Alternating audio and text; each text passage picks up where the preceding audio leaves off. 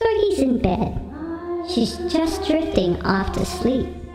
Frank enters the stage. The spotlight is on him. He looks out to the audience as he's speaking. The committee is warming up because they practice every night. Okay, Sorgie, I'm going to try to explain this to you, and I'll try to keep it simple.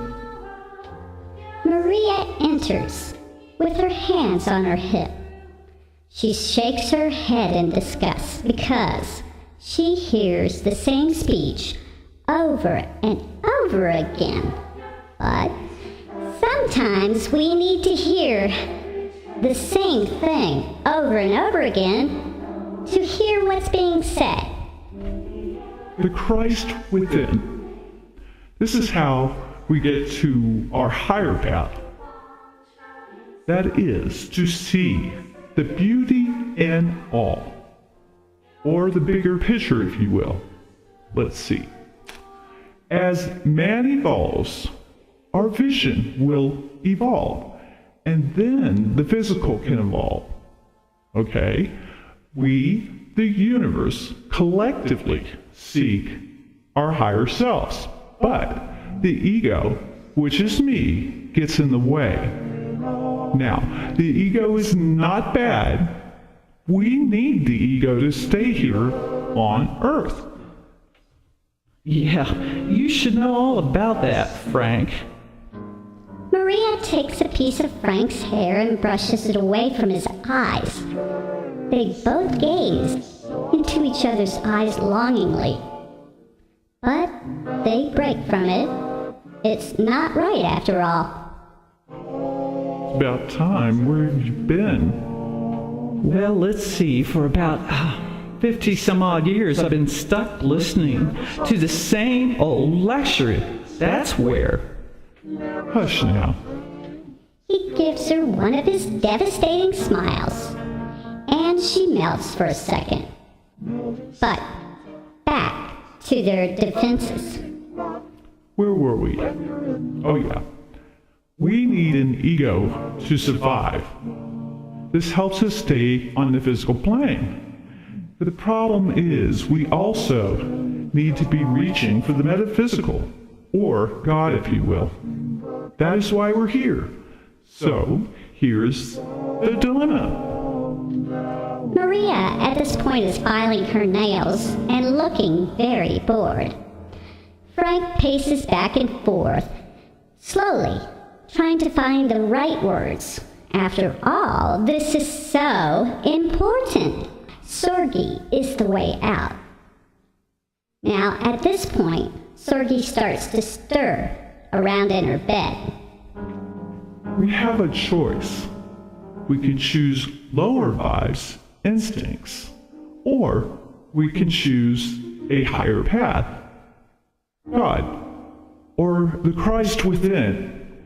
You see, we do not have to crucify the Christ within to get to the love of God. Ask, and we shall receive. I only have to accept. Frank, you need to keep it simple. I mean, blah, blah, blah, blah, blah. I don't even understand what the hell you're saying to this little girl. How's this little girl going to get this, I don't know, metaphysical theory? Besides, you do realize it's just your theory. Well, theory or not, it's my report. It's my view, my statement. Frank, that's the point. You do not know. You are filling this child with opinions. Your opinions. Okay, if you know so much, you tell her. Tell her what? You know what? This little girl has a mind of her own, and that is a beautiful thing. Oh yeah, sweetie, women have brains too. We don't have to control everything by explaining the whole damn universe and all of its theories. Sorgie starts to stir at her bed. Night after night, she hears the same argument, and wonders if it will ever change. Now, Maria, knowledge never hurt anyone. In fact, it can only open one up. Open one up? What the hell does that mean? Okay, it's my turn. Sorgie, this is the way I see it. Now, sometimes we put ourselves in a life to help break a pattern. The catalyst, so to speak, the driving force in the family. Oh my, aren't we using big words tonight? Maria flips her hair in disgust and walks around the bed to start again.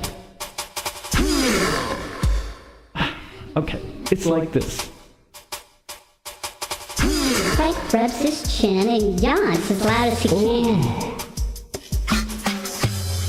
Okay, this entity may appear negative or positive, whatever the soul decides to do.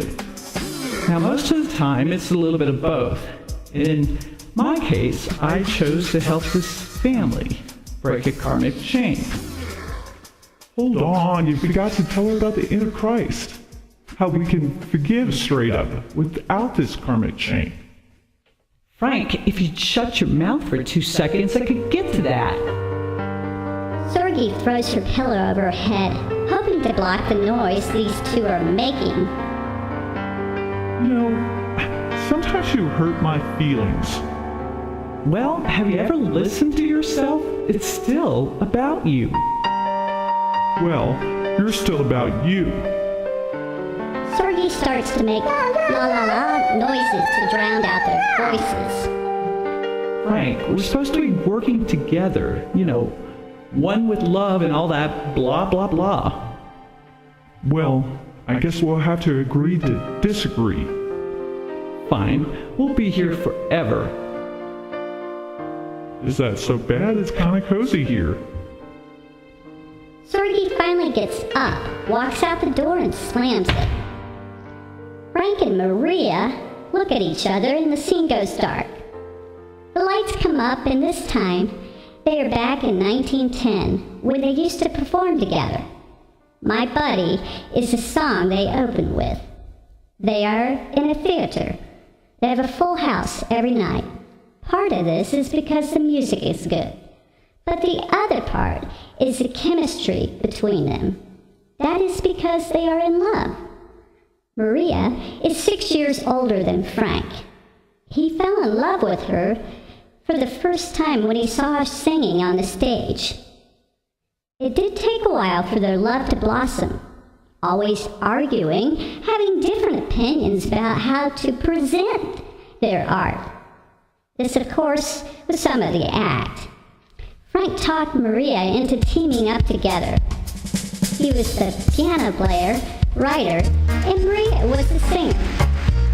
As time went by, they fell in love.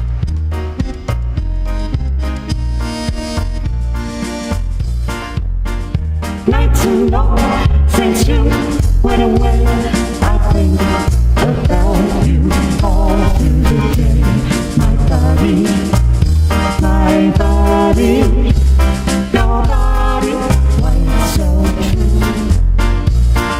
Miss your voice, the touch of your hand.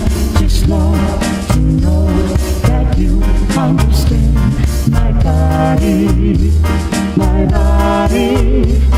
your body misses you.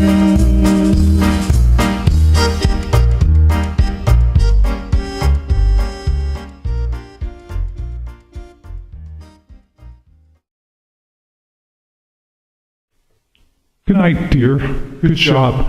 Please be careful driving home. Frank, I love you, but you worry too much. I know, but please, just be careful.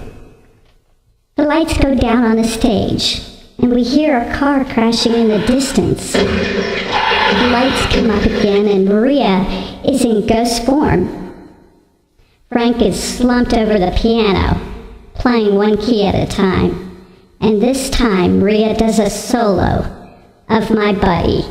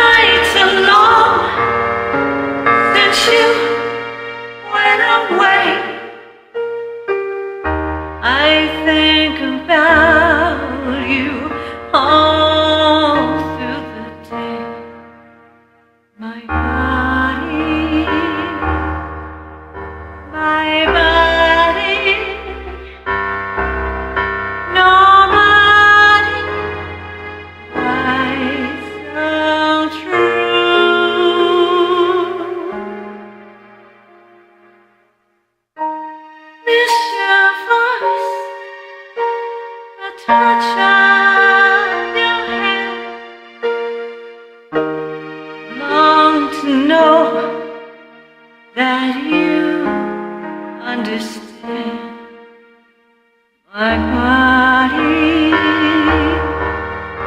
my body, your body misses you.